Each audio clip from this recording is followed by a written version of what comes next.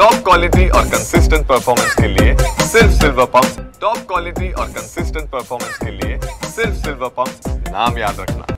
April महिन्यातले केवळ 2 आठवडे झालेत आणि त्याच एप्रिलमध्ये पुन्हा एकदा पाण्याची भीषण टंचाई जी आहे ते बीडकरांना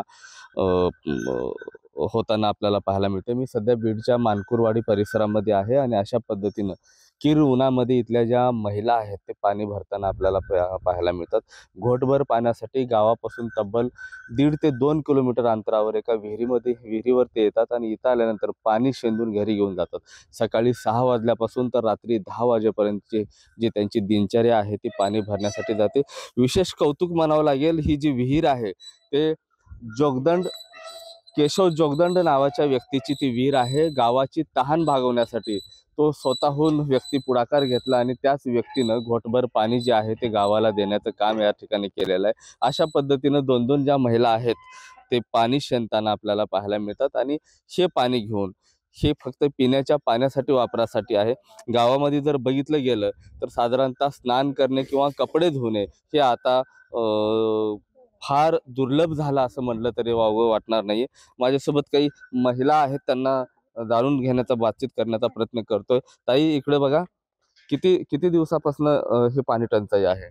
बरंच झालं की आता महिना होता आलाय, आम्हाला कसलंच पाणी नाही। पळत एका बारीस आंघोळ्या नसत्यात, लेकराला नसत्यात, कवा आम्हाला नसत्यात। हेच प्यायचं भागवायचं पडतंय। रानातल्या कामाची बोंब काय करायचं आम्ही? हे करायचं का ते करायचं? कोणचीच योजना नाही, काहीच नाही।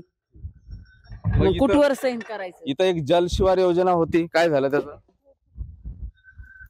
ताई तुम्ही बोला, सकाळपासून किती वेळापासून पाणी भरायला आले? 2-3 खेपा नेल्या आता। 9 वाजल्यापासून पाणी न्यावं लागतंय सारखं। 9 5 वाजेपर्यंत सारखं न्यावं लागतंय। सारखं नेऊन बी आम्हाला ते घरचं काम राहतं ना आमचं, मग त्याच्यामुळे ते पाण्याचे नियोजन करायला पाहिजे। मग मजुरीचं कसं? मजुरी काय, पाण्याच्या मजुरी जातीच, त्याच्यामुळे ते काहीतरी नियोजन करायलाच पाहिजे। घोटभर पाण्यासाठी जी मजुरी आहे ती मजुरी यांना मुकावी लागते। सकाळी किती वाजता उठतं साधारणतः? 4 वाजता। 4 वाजल्यापासून काम करायचं, चहा पाणी प्यायचा, रानात जायचं, हे पाण्याला यायचं तर 10-11 वाजतात पाण्यालाच। कवा जायचं मग शेतात? आम्ही मंजूर करायची, कुणी लावतंय का पुन्हा कामाला?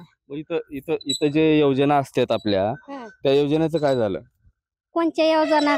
काहीच नाही आलं आम्हाला अजून त्या योजनाचं। काय आलंय? काहीच नाही। मग काय करायचं? म्हाताऱ्या बायानी कसं पाणी शेंदून न्यायचं इथून? आणि पोटाला का अजून भाकर नाही पोटाला खायला? पाणी प्यायला काय आता बारकाले लेकर आहेत, 6वी खेप ही पाणी न्यायची इथून। काय करायचं आम्ही? बसर येत नाही पाणी, घरी असलं कितकाला भरते माणूस। हे पाणी बसरच येत नाही ना, कितकाला खेपा न्यावं लागतात। आता उन्हाळा आहे, प्यायला लागते ना। लहान लेकर आहेत, माता माऊली आहेत, ह्या सगळ्या ज्या गोष्टी आहेत त्या या ठिकाणी येत आहेत। गावामध्ये योजना आहे, मात्र योजनेचं काय झालंय माहिती नाही। कोणती योजना होती गावामध्ये? जलजीवन योजना आता 2 वर्षापासून राबविते, पण ती अजून पूर्ण झालेली नाही। अर्धे काम अधुरं आहे। आता आम्ही वारंवार ते इंजिनियर असतील, आपले बीड विधानसभेचे संदीप भैया क्षीरसागर आमदार आहेत, आमदारांना स्वतः आम्ही ही कळवलंय। साहेब बी म्हणलेत, मग आम्ही बोलतो म्हणले, करून घेऊ म्हणले, बोलतो म्हणले, आम्ही करू म्हणले, सांगतो त्यांना। आता वारंवार आम्ही कळवतो, पण त्याच्यावर ते गुत्तेदार जे आहेत ते काय त्याच्यावर लक्ष देणार।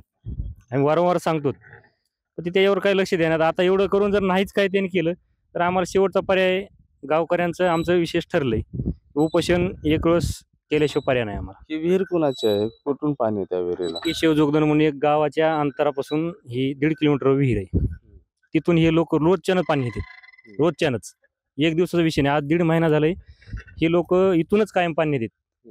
हे वारंवार माझ्याकडे तक्रार देत, पण आम्ही काय करायचं? काय गुरांना अशा पद्धतीनं जे आहे ते पाणी पाजलं जातं, कारण इथून पाणी गावात घेऊन जायचं म्हणल्यानंतर साधारणतः 1 ते 1.5 तास लागतात आणि त्यामुळे अशा पद्धतीनं गुरांनाच विहिरीच्या ठिकाणी आणलं जातं आणि तिथं बकेटामध्ये पाणी शेंदून या गुरांना जे आहे पाणी पाजण्याचं काम केलं जातं। आता पुढची मागणी काय आहे? आमची पुढची मागणी आहे, आता सध्या तर काही पाणी मिळणं कठीण आहे, तर आम्हाला तात्काळ तात्काळ म्हणजे टँकर चालू करण्यात यावं. आम्ही प्रस्ताव दिलाय पंचायत समितीला. ठराव सगळं आमचं काम आम्ही केलंय, पण याच्यात शासनाने दखल घेतली पाहिजे. शासनाने दखल घेतली आम्ही काय करायचं? शासनानं दखल घेतली पाहिजे अशी हाक जे आहे इथले सरपंच असतील, ग्रामस्थ असतील हे करताना पाहायला मिळतात. घोटभर पाण्यासाठी इथल्या महिलांना, आबालवृद्धांना पायपीट करण्याची वेळ आलेली आहे. आता तर कुठे एप्रिल महिना आहे, आणखीन उन्हाळ्याचे जवळपास 2 महिने शिल्लक आहेत. आता या 2.5 ते 2 महिन्याच्या कालावधीमध्ये पाण्याची चिंता जी आहे ती भीषण आहे. त्यामुळे आता सरकारनं काहीतरी तोडगा म्हणून टँकर तरी उपलब्ध करून द्यावं अशी मागणी जी आहे इथले ग्रामस्थ करताना पाहायला मिळतात. कॅमेरा पर्सन ज्ञानेश्वर वायबशेसह मी महेंद्र कुमार मुधोळकर, TV9 मराठी, बीड.